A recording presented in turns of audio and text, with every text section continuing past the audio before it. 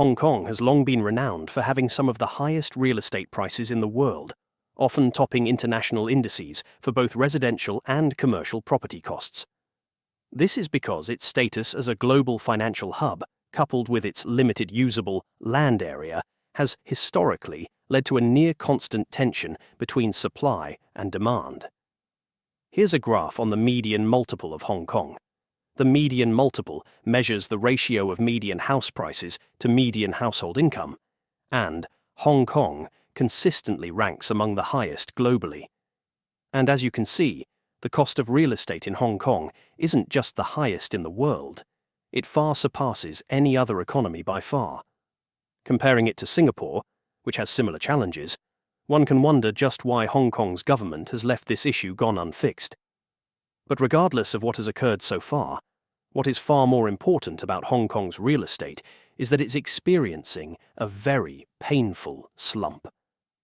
Here's a graph on the residential property prices, which showcases the decline in Hong Kong's housing market. After years of soaring prices, the market has entered a downturn, with property values dropping significantly. Here, one can see that even in the latest quarters available from the first to the third quarter of 2024, the real estate residential property prices have continued to post double-digit declines. This is quite the shock, isn't it?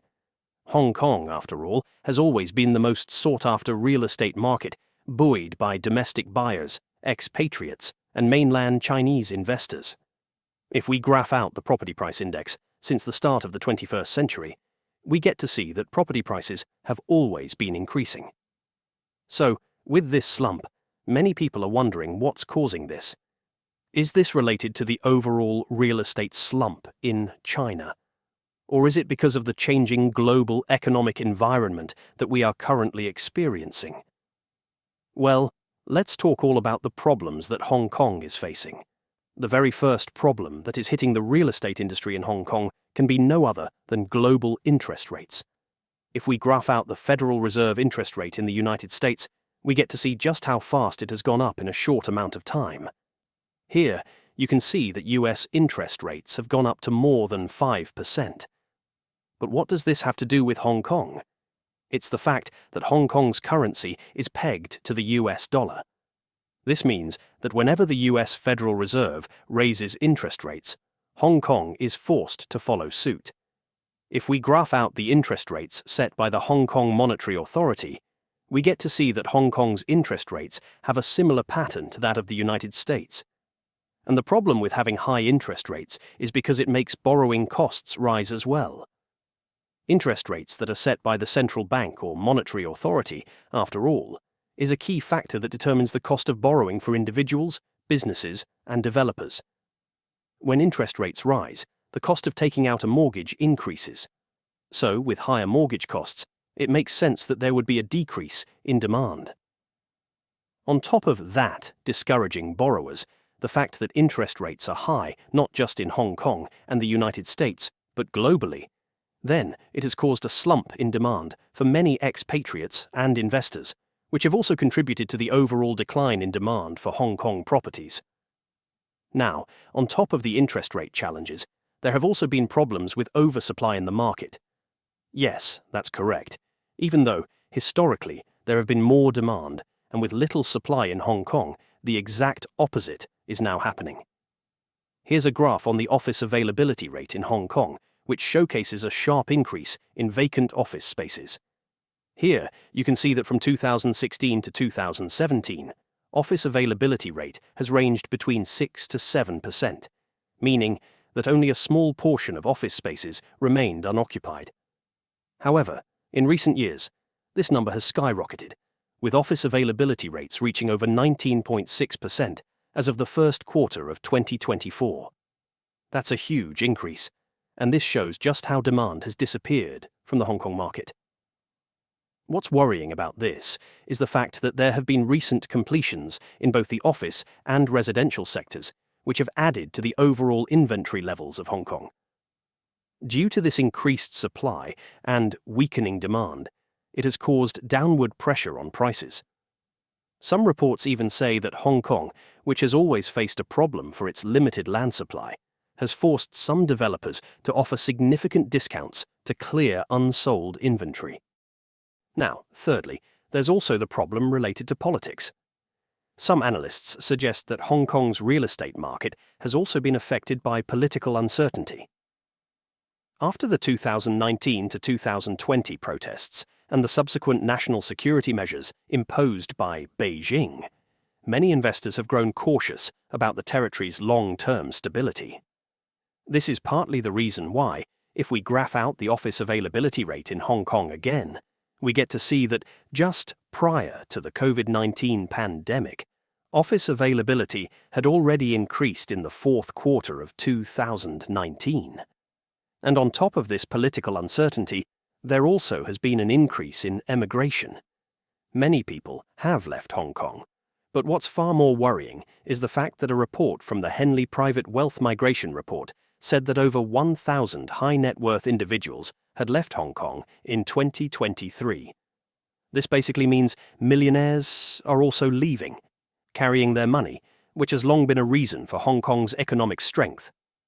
And finally, one last reason for Hong Kong's real estate slump can also be attributed to the ripple effects on banks and developers. The property slump has not only affected home buyers, but has also rippled into the financial sector.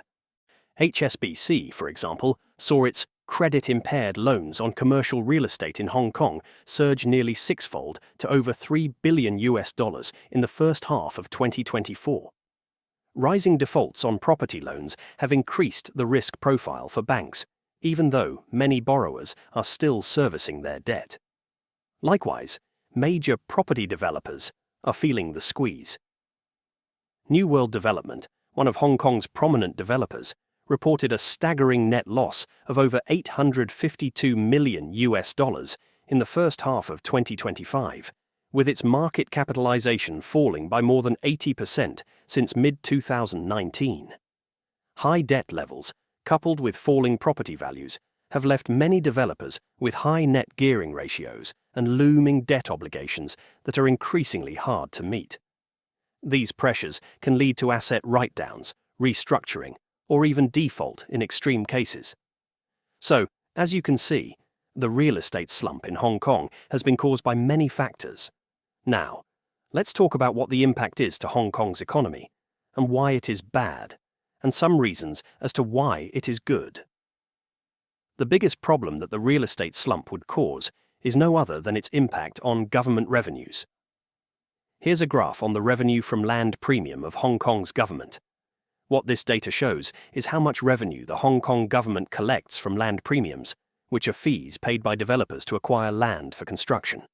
And here you can see, historically, land premiums have long been a contributor to the government's revenue. But for the latest year of 2024, the city is going to experience a significant slump. To show you just how big the impact is, let's graph out the government revenues of Hong Kong in the 2021 to 2022 budget. Here, you can see that land premiums have contributed massively with over $97 billion. That makes them much more than stamp duties, salaries tax, and investment income. But if we graph out the government revenues from 2024 to 2025, we get to see land premiums drop and become the least contributor amongst the revenue sources of the Hong Kong government.